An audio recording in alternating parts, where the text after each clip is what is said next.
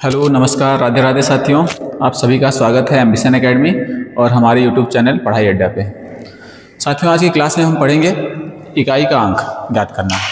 किसी भी संख्या को अगर दे दिया गया और उसका इकाई का अंक ज्ञात करना हो तो कैसे ज्ञात करते हैं। तो आइए देखते हैं इस टॉपिक को।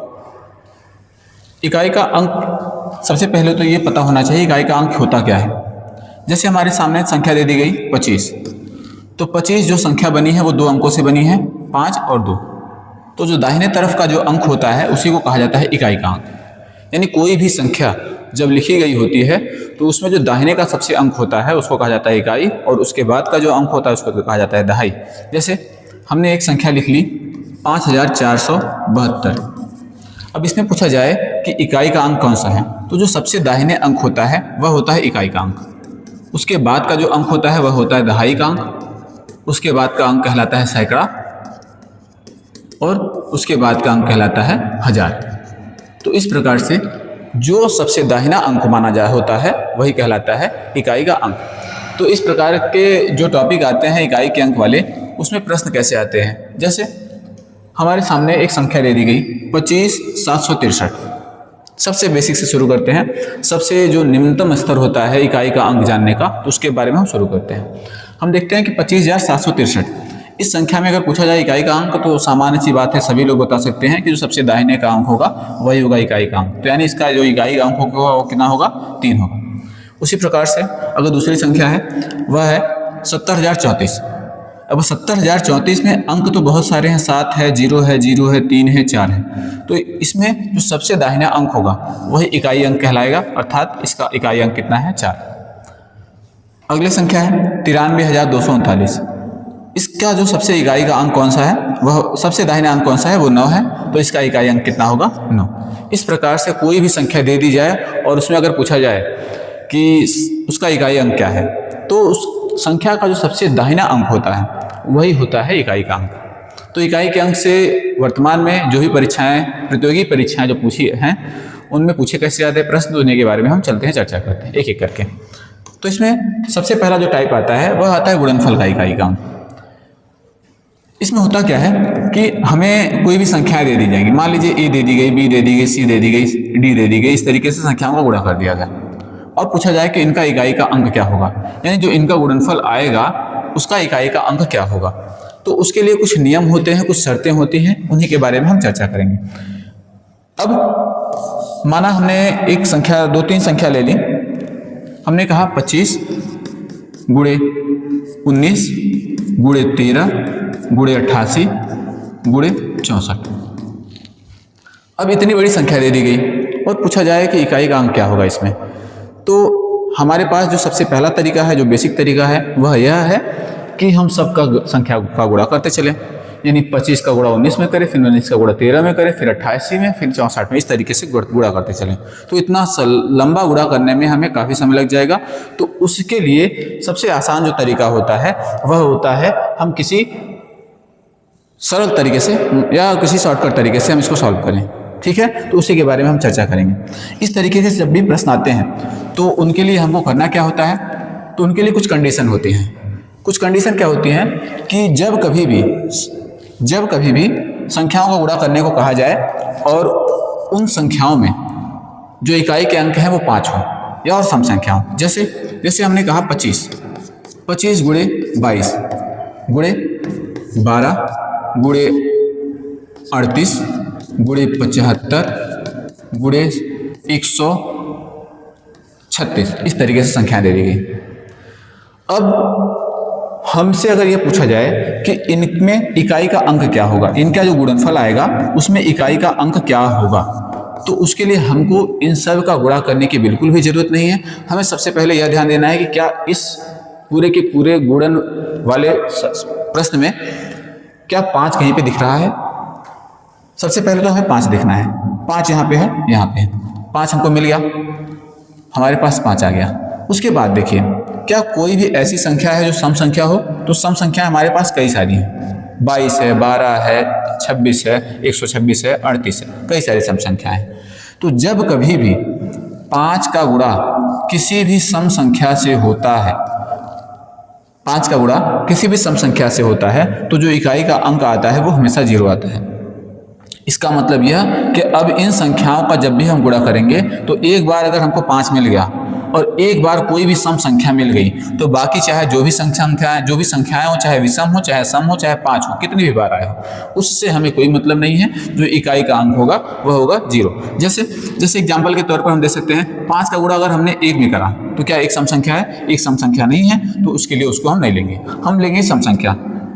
हमने 5 का गुणा 2 में करा, सबसे छोटी सम संख्या है। 5 का गुणा जब 2 में करते हैं तो कितना आता है? 10। उसी तरीके से अगली सम संख्या कितनी होती है? 4। 5 का गुणा जब हम 4 में करते हैं तो कितना आता है? 20। 5 का गुणा जब हम 6 में करते हैं तो कितना आता है? 30। इस तरीके से जब भी हम 5 का गुणा किसी सम संख्या में करते हैं तो जो इकाई का अंक होता है, जो इकाई का अंक प्राप्त होता है वह प्राप्त होता है 0। तो यहाँ पे कंडीशन यह होती है कि जब कभी भी इकाई में 5 और उसके साथ अगर कोई सम संख्या का गुणा किया जाता है तो हमेशा इकाई के अंक में जो है 0 प्राप्त होता है। इकाई के अंक में हमेशा 0 प्राप्त होता है। ठीक, जैसे हमने कहा 75 गुणे 24 गुणे 28 गुणे 33, इस तरीके से संख्याओं का गुणा किया और हमने कहा कि बताइए कि इसका इकाई का अंक क्या होगा, इसके गुणनफल का इकाई का अंक क्या होगा। तो हमें सबसे पहले देखना है कि 5 है कि नहीं। इसमें 5 दिख रहा है, 5 को देख लीजिए। उसके बाद 5 के साथ यह देखिए कि क्या कोई इसमें सम संख्या है। तो एक सम संख्या 24 है और 28, 2 तो सम संख्या हैं, हमें एक ही मिल जाए वही बहुत है बस। तो यहाँ पे हमें सम संख्या भी मिल गई और 5 भी मिल गया। तो हम इसका जो इकाई का अंक मानेंगे वो कितना मानेंगे? 0। हमें इन सब का गुणा करने की बिल्कुल भी जरूरत नहीं है, केवल जो है हमें 5 और सम संख्या से मतलब है। उसके बाद गुणनफल वाले प्रश्नों में जो दूसरा टाइप आता है वह होता है 0 वाले। जैसे हमारे पास कुछ संख्याएं हैं। एक संख्या है 150, उसके बाद है 37, उसके बाद है 138, उसके बाद 239, 713, इस तरीके से संख्याएं दी गई। अब इन संख्याओं के गुणनफल में हमें यह पूछा जाए कि बताइए इनके गुणनफल का इकाई का अंक क्या होगा। तो इनके गुणनफल के इकाई का अंक का नियम होता है कि जब कभी भी गुणे में संख्याएं दी गई हों और किसी भी एक संख्या का इकाई का अंक अगर 0 है तो सारी की सारी संख्याओं का जो गुणनफल होगा उसमें जो इकाई का अंक होगा वो हमेशा 0 आएगा। ठीक, यानी कि जितने भी संख्याओं का गुणा करना है उसमें से अगर किसी भी एक संख्या के इकाई के अंक में अगर 0 है तो इसका मतलब कि सारी संख्याओं का जो गुणनफल आएगा उस गुणनफल का इकाई का अंक क्या होगा? 0 होगा। जैसे हमारे पास तमाम संख्याएं हैं, हमने कहा 250 गुणे 17 गुणे 573, इस तरीके से। हमें इन सब से अब कोई मतलब नहीं है। अगर एक बार किसी भी संख्या के इकाई का अंक 0 है तो मान लीजिए कि जो भी गुणनफल आएगा उसका इकाई का अंक क्या होगा? 0 होगा। हमने 2 कंडीशन पढ़ी। एक पढ़ा जब इकाई के अंक किसी भी संख्या के इकाई के अंक में 5 हो और उसके साथ अगर कोई सम संख्या है तब इनका जब गुणा किया जाता है तो हमेशा इकाई का अंक 0 आता है। दूसरा, जब बहुत सारी संख्याओं का गुणा करना है और किसी भी एक संख्या के इकाई के अंक में 0 हो तब मान लीजिए कि जो उनका गुणनफल आएगा वो हमेशा इकाई के अंक में 0 रहेगा।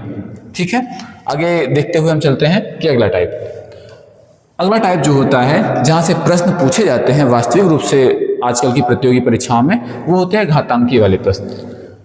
इस तरीके के प्रश्नों में होता क्या है कि हमें कोई भी संख्या दे देगा और उस संख्या की कोई घात लगा के दे देगा और पूछा जाएगा कि इस संख्या का इकाई का अंक बताइए। तो इस तरीके के जो भी प्रश्न आते हैं उनको हल करने के लिए कुछ सामान्य तरीके होते हैं, उन्हीं पर हम एक एक करके चर्चा करते हैं। सबसे पहली जो बात आती है इस तरीके के प्रश्नों में, जो सबसे पहली बात आती है वह आती है पहला पॉइंट कि जब जो भी मूल का इकाई का अंक हो वो या तो 0 हो या तो 1 हो या तो 5 हो या तो 6 हो। अब मूल इकाई अंक या मूल अंक क्या होता है उसको पहले यहाँ पे समझ लेते हैं। जैसे हमने यहाँ पे संख्या लिखी 17 घाते 26। अब यहाँ पे 2 संख्याएं आपके सामने लिखी गई हैं, एक 17 और दूसरी 26। तो इन संख्याओं में जो 26 होती है वह घात कहलाती है, घातांक कहलाता है, और जो 17 है वह मूल संख्या कहलाती है। मूल संख्या कहलाती है। इसका मतलब यह है कि जिस संख्या पर घात लगाई जाती है वह मूल संख्या होती है, आधार संख्या या बेसिक कहलाता है। और जो घात लगी होती है, जो ऊपर की संख्या होती है, उसको कहा जाता है घातांक। तो यहाँ पे हम चर्चा करते हैं आगे। कुछ कंडीशंस होती हैं जो हमें यहाँ पे देखना है। इस कंडीशन को देखने से पहले हमें यह समझना पड़ेगा इकाई के अंक पे कौन कौन से अंक या संख्याएं आ सकती हैं। इकाई के अंक पे कौन कौन से अंक आ सकते हैं। हम जानते हैं कि हमारे पास कुल 10 अंक होते हैं और इन्हीं 10 अंकों में से ही कोई एक अंक आ सकता है जो इकाई के अंक पे हो सकता है। कौन कौन से? या तो 0 होगा, या तो 1 होगा, या तो 2 होगा, 3 होंगे, 4, 5, 6, 7, 8, 9। क्या इनमें से कोई और अंक है जो इकाई पे आ सकता हो? तो नहीं। तो इन्हीं में से कोई ऐसा अंक हो सकता है जो इकाई के स्थान पे आ सकता है। तो इनमें से सबसे पहली जो शर्त होती है, जो सबसे पहला नियम होता है, वह होता है जब मूल का इकाई का अंक 0 हो, 1 हो, 5 हो, 6 हो। यानी कि हमारे सामने अगर कोई घात में संख्या दी गई है और उसमें अगर इकाई का अंक इन चारों अंकों में से कोई एक अंक हो, तब पूरे के पूरे प्रश्न का जो इकाई का अंक होता है वही अंक माना जाता है। यानी कि अगर 215 की घात 37 है तो इकाई के अंक में 0, 1, 5, 6 में से कोई भी एक अंक हो तो वही अंक माना जाता है। इसका मतलब यह कि इस प्रश्न का जो इकाई का अंक होगा वो कितना होगा? 5 होगा। ऐसा क्यों होता है? इसलिए होता है कि जो 5 है, 5 की घात चाहे जो भी करेंगे हमेशा वो हमें 5 ही मिलेगा। जैसे हमने लिखा 5 की घात 2। 5 की घात 2 का मतलब होता है कि 5 गुणे 5, यानी 5 का गुणा 2 बार, 5 पचे 25। इकाई का अंक क्या प्राप्त हुआ? अगर 5 का गुणा हम 3 बार करेंगे तब कितना प्राप्त होगा? 125। तब भी इकाई का अंक क्या होगा? 5 होगा। इस तरीके से 5 का गुणा हम चाहे जितनी बार करें, इकाई का अंक हमेशा हमारा 5 होना चाहिए। तो इस प्रकार से जब कभी भी इकाई के स्थान पर जो मूल संख्या होती है उसके स्थान पे अगर चाहे 0 हो, चाहे 1 हो, चाहे 5 हो, चाहे 6 हो, तो वही संख्याएं प्राप्त होती हैं, वही अंक प्राप्त होते हैं इकाई के स्थान पर। बाकी उसके पहले चाहे जितने अंक हों उनसे हमें कोई लेना देना नहीं है। इसका मतलब यह कि अगर हमसे कहा जाए कि 996 के घात में अगर 512 है, 996 की घात में अगर 512 है तो हमें 99 या इसके 6 के पहले किसी से कोई मतलब नहीं, केवल हमें इकाई का अंक देखना है कि इकाई के अंक पे क्या है, इकाई के स्थान पे क्या है। तो इकाई के स्थान पे क्या है? अगर इन चारों में से कोई भी है तो इस पूरे के पूरे प्रश्न का जो इकाई का अंक होगा वो होगा 6। इकाई का अंक क्या होगा? वो होगा 6। उसी तरीके से 0 है। अब 190 की घात 2189 हो, चाहे लाखों में कोई भी संख्या दे दी जाए ऊपर घात में, अगर इकाई का अंक 0 है तो मान के चलिए इकाई का अंक कितना होगा? 0 होगा। पूरे के पूरे प्रश्न का जो उत्तर होगा, जो भी आंसर आएगा उसमें जो इकाई के स्थान पर रहेगा वो 0 रहने वाला है। उसी तरीके से अगर एक एग्जाम्पल और देखें, हमने कहा 121 की घातें 535 कर दिया और इसमें पूछा कि बताइए इकाई का अंक क्या होगा। तो इकाई का अंक हमें केवल यह देखना है कि इकाई के स्थान पे क्या है? 1 है। और 1 है तो हमें पता है कि 0 हो, 1 हो, 5 हो, 6 हो, इन चारों अंकों में से अगर कोई भी अंक इकाई के स्थान पे हो तो उसकी घात चाहे जो हो, हमेशा इकाई का अंक वही अंक माना जाता है, यानी वही संख्या होती है। इसका मतलब यह कि इकाई के अंक पे क्या होगा? 1। ठीक इस प्रकार से जो घातांक वाली संख्याएं होती हैं उनको हल करने का जो पहला तरीका होता है, जो पहला नियम होता है, वह होता है इन 4 अंकों के लिए। अब आगे आते हैं, देखते हैं दूसरा तरीका। इकाई का अंक ज्ञात करने के लिए जब घात वाली संख्याएं दे दी जाएं और उनके इकाई के स्थान पर 4 हो या तो 9 हो, 4 हो या तो 9 हो, तब इनके लिए क्या कंडीशन होती है? यदि इकाई के स्थान पे 4 हो और उनकी घात सम हो, तब जो इकाई का अंक होता है वह होता है 6। इकाई का अंक क्या होता है? वह होता है 6। यदि उसकी घात विषम हो तब जो इकाई का अंक होता है वह होता है 4। एग्जाम्पल के तौर पर देख लेते हैं। जैसे हमने कहा 4 की घात 2, सम है, 2 एक सम संख्या होती है ना, तो 4 की घात जब 2 कर देंगे तो 4 चौक 16, इकाई का अंक क्या आएगा 6। इस तरीके से अगर 4 की घात चाहे जो भी संख्या हो लेकिन सम होनी चाहिए, तो वहाँ पे इकाई का अंक हमेशा 6 होता है। वही बात करते हैं, अगर हमने कहा 4 की घात 1 एक विषम संख्या है, तो जब भी 4 की घात विषम संख्या आती है कोई, तब हमेशा इकाई का अंक जो प्राप्त होता है वह होता है 4। क्यों? क्योंकि 4 की घात 1 का मतलब 4। जैसे प्रश्न करें, हमने कहा 224 है, 224 की घात 364 है। सबसे पहला जब भी कभी प्रश्न आए तो प्रश्न में हमें देखना है कि इकाई का अंक कौन सा है। इकाई का अंक अगर 0 हो, 1 हो, 5 हो और 6 हो, तब तो जो भी इकाई का अंक प्राप्त होता है वही अंक प्राप्त हो जाता है, यानी 0, 1, 5, 6 में जो भी होगा वही अंक प्राप्त होगा। अगर 4 और 9 की कंडीशन आए तो 4 के लिए नियम क्या है?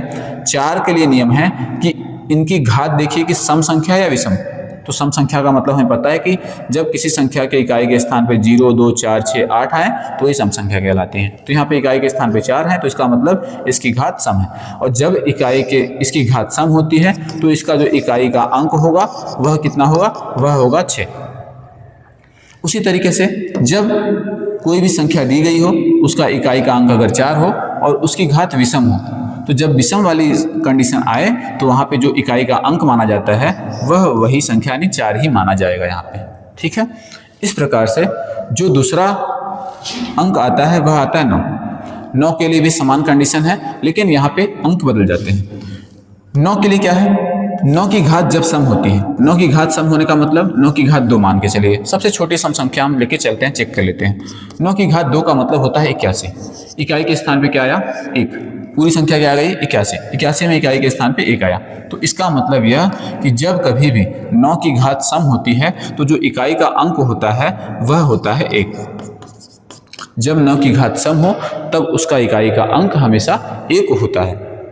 वहीं जब 9 की घात विषम हो, 9 की घात विषम मतलब हम सबसे छोटी संख्या, सबसे छोटी विषम संख्या रख के देख लेते हैं। 9 की घात 1 और 9 की घात 1 का मतलब 9, यानी कि जब भी 9 की घात विषम संख्या होती है तो जो इकाई का अंक होता है वह हमेशा 9 आता है। ठीक है,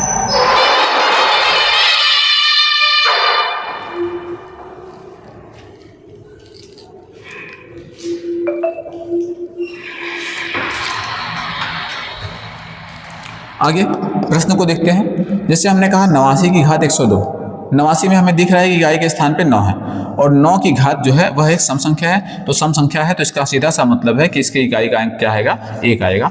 आपको ज़्यादा सोचना की जरूरत नहीं, ना कुछ हल करने की जरूरत है, एकदम आसान तरीके से आप कर सकते हैं। दूसरा 119 है, यहाँ पर भी इकाई के स्थान पे 9 है और जब इकाई के स्थान पे 9 है तो देखिए कि उसकी जो घात है वो सम है या विषम, तो यहाँ पे विषम है। तो इसके लिए इसका जो नियम होता है वह यह होता है कि इकाई का अंक हमेशा 9 आएगा। 9 की घात जब भी विषम होती है तो वो हमेशा इकाई का अंक 9 आएगा। अगले टाइप में हम देखते हैं कि जब मूल संख्या जो भी आधार होते हैं उनके इकाई के स्थान पे चाहे 2 हो, 3 हो, 7 हो, 8 हो, तब इनके लिए क्या नियम होता है?